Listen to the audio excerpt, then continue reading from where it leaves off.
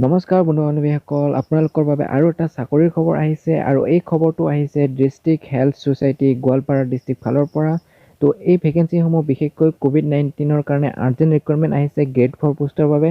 তো আপোনালোকে এডভাৰটাইজৰ ডেটটো দেখিছে 10 জুন, অৰ্থাৎ আজি এই এডভাৰটাইজমেণ্টখন পাব্লিছেড হৈছে আৰু এই ভেকেঞ্চিসমূহ বিশেষকৈ কোভিড-19ৰ কাৰণে আপোনালোকৰ আৰ্জেণ্ট ৰিকুৱাৰমেণ্ট বিচাৰিছে ডিষ্ট্ৰিক্ট হেল্থ ছ'চাইটি গোৱালপাৰাত। আৰু আপোনালোকৰ ইয়াৰ বাবে ডাইৰেক্টলি ৱাক ইন ইণ্টাৰভিউ হ'ব। আপোনালোকে ডাইৰেক্টলি ৱাক ইন ইণ্টাৰভিউ দিব লাগিব 13 জুনত।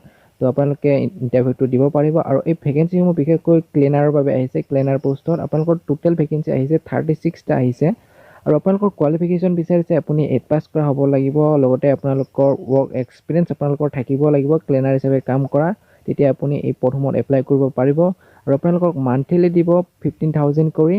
তো আপোনালোকৰ বাবে এইটো এটা ভাল খবৰ। তো আপোনালোকে ডাইৰেক্টলি ৱাক ইন ইণ্টাৰভিউ দিব লাগিব। ইয়াতে দিয়া আছে যে ইণ্টাৰভিউ ডেট আপোনালোকৰ 13 জুনত আপোনালোকৰ ইণ্টাৰভিউটো হ'ব আৰু ইয়াতে টাইম দিয়া আছে আপোনালোকৰ 11টা বজাৰ পৰা হ'ব আৰু আপোনালোকৰ এড্ৰেছটো দিছে ইণ্টাৰভিউৰ hall of EVM godown in the office campus of DC office Goalpara, অৰ্থাৎ DC অফিচ গোৱালপাৰা আপোনালোকৰ ইণ্টাৰভিউটো হ'ব।